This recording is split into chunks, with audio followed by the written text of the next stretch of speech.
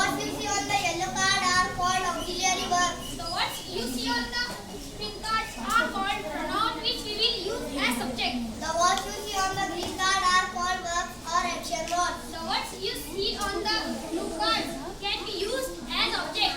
Now we will see how sentence can be formed by using this sentence code.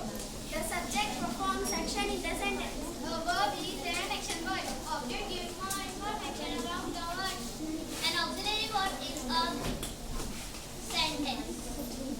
An auxiliary verb is a helping verb which is used with a main verb to form a sentence. Okay?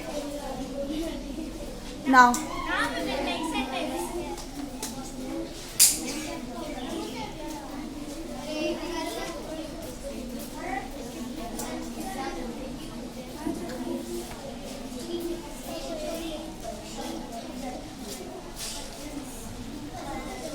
You read book. Put a full stop after a statement. We can make a verbal question by taking auxiliary verb at the beginning.